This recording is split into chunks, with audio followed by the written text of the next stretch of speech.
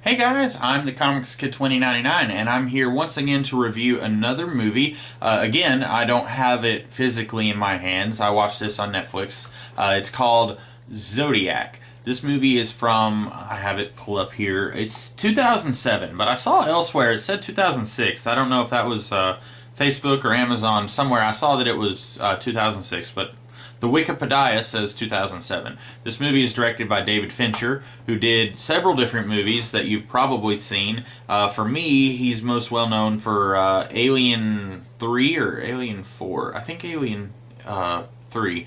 And then, I don't remember now, he did one of the Alien movies that wasn't 1 or 2. And he did 7, which is probably my favorite movie that he's done. And this movie stars a whole heck of a lot of people that you have probably seen elsewhere. Mainly, it stars Jake Gyllenhaal, Robert Downey Jr., and Mark Ruffalo. Interestingly, 2 of those guys are superheroes in the Avengers.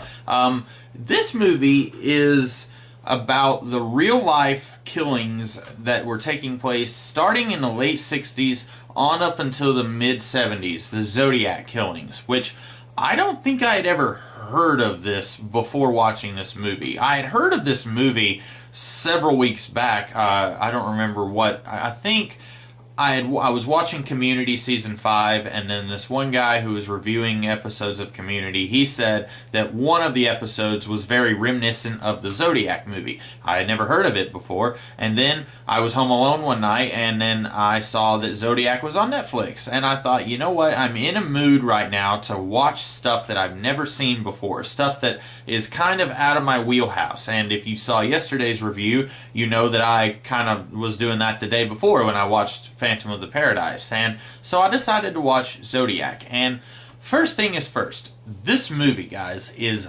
2.5 hours long. It is insane. Now, for me, a usual movie, I am willing to sit for about 2 hours.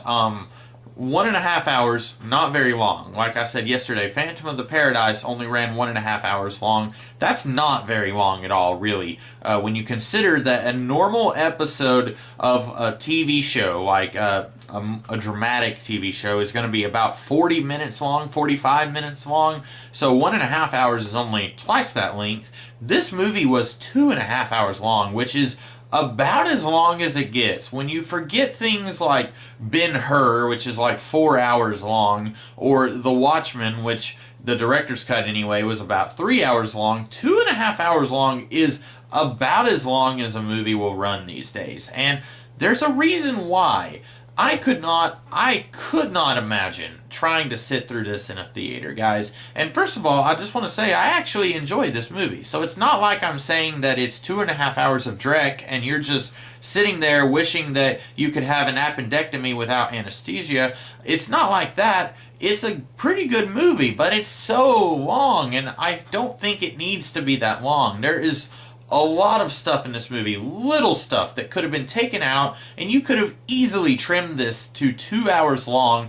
You would have had the same movie. You could have cut entire scenes from this movie, and I'm sure there's people out there who disagree. In fact, I guarantee you there are, because I was looking this movie up on the Internet Movie Database, and I was looking at the forum. I'm not a member there. I was just trolling around. When I say trolling, I mean surfing around without actually contributing. That's probably the incorrect usage of the word trolling. I was looking at people talking about this movie, and a lot of them were saying, like, no, I think it's okay that it ran this long. You wanted to capture the atmosphere of what it's like to capture a serial killer, which, spoiler, they don't. They don't capture the serial killer. But I still think you could capture atmosphere pretty easily without running 2.5 hours long. And I say that because every other movie on the planet is able to capture atmosphere without running that long. You look at, say, literally any movie that runs 2 hours even is able to capture a certain feel, a certain tone, and they don't need to take so long to do it.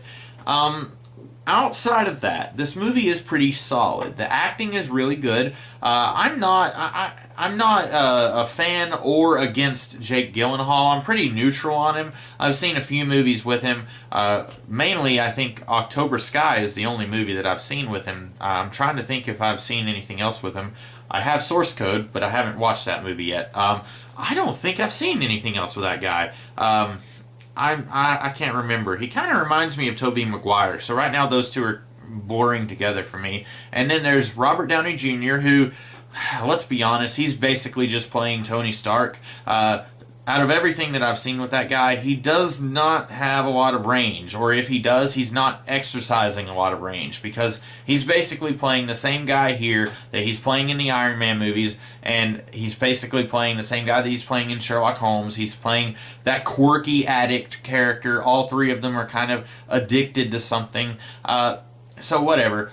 He's not a main part of this movie. At the very beginning of the movie, I was thinking that this was kind of going to be like the All the President's Men movie, which that starred Dustin Hoffman and Robert Redford, and it's basically these two guys working at a newspaper. They are investigating the Watergate scandal, and they meet each other, and they start working together to unfold this whole thing. I thought it was going to be something kind of like that, because the Robert Downey Jr. character and the Jake Gyllenhaal character, they both work at the San Francisco Chronicle, and they don't really know each other that well, and then all these killings start, and the killer starts sending letters to the newspapers in the San Francisco area, and these two guys kind of start working together. But then it doesn't really lead anywhere. It's kind of the subversion of the All the President's Men movie, where the two kind of become buddies and they actually accomplish something. Jake Gyllenhaal and Robert Downey Jr. don't accomplish anything. In fact, about a third of the way into the movie, Robert Downey Jr. stops being in it.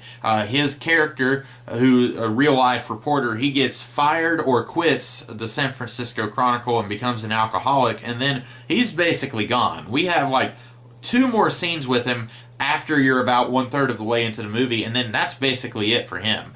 And then Mark Ruffalo plays a cop working for the San Francisco Police Department, I think. And it's a little blurry for me because I watched this like 4 days ago, and there's like 3 different police departments that are in this movie, because the killer is active in San Francisco, and he's active in Vallejo, and he's active somewhere else. It starts with an S. I don't remember where. Sorry, I'm California people. I'm not familiar with that area.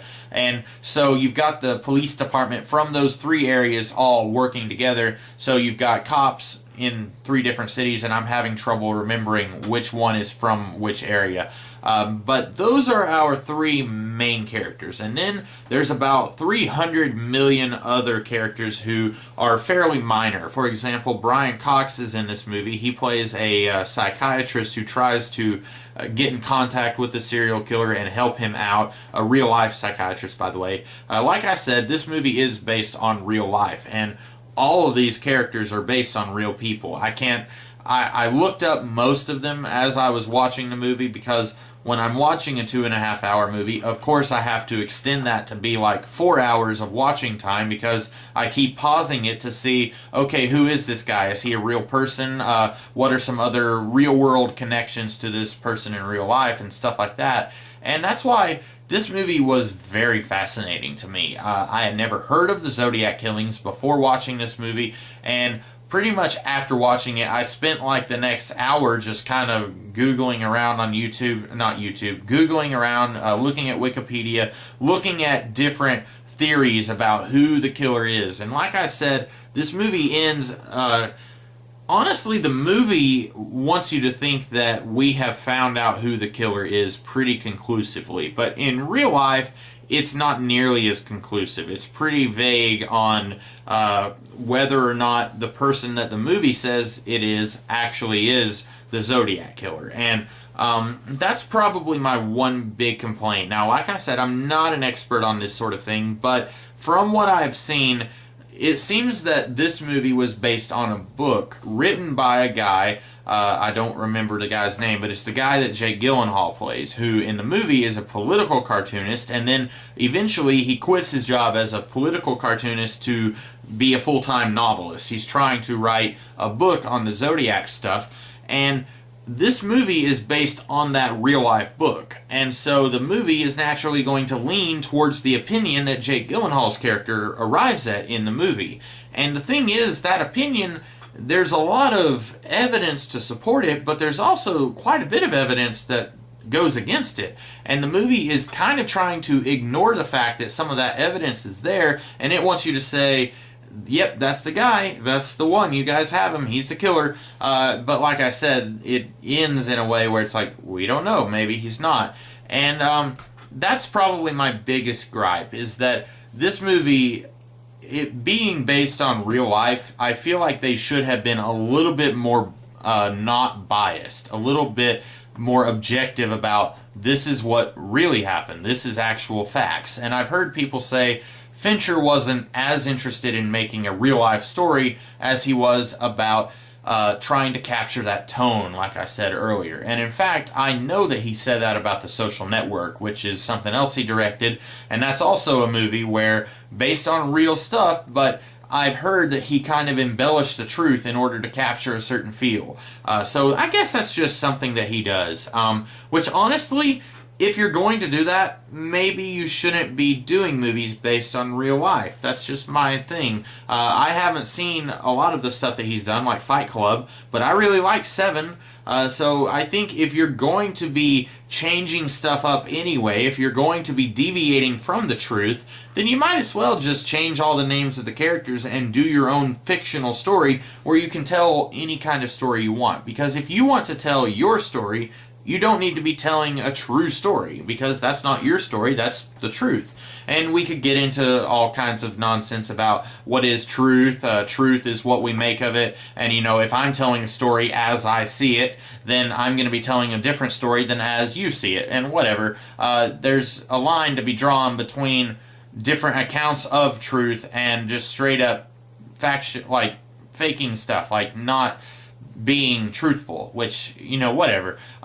This movie is pretty interesting. It's rated R, so if you are under 18, then obviously I don't recommend that you watch this movie. It's not really scary, though. It's mostly just, as I understand it, mostly just language. That's kind of the big thing. It's very suspenseful, but it's not really terrifying. It's not a horror movie. There are a couple of scenes that are very keep you on the edge of your seat, and there's one or two very violent scenes, like when the killer kills people, it does not shy away from showing you blood. I'll just say that. And there's a few scenes when we're seeing the killer kill people where you do, it's kind of, that's at its scariest, but since that represents like 1/10 of the movie, the rest of the movie is not really scary. It's mostly just following these real people as they are investigating this killer. And I would recommend watching it, but I would also recommend do your own research.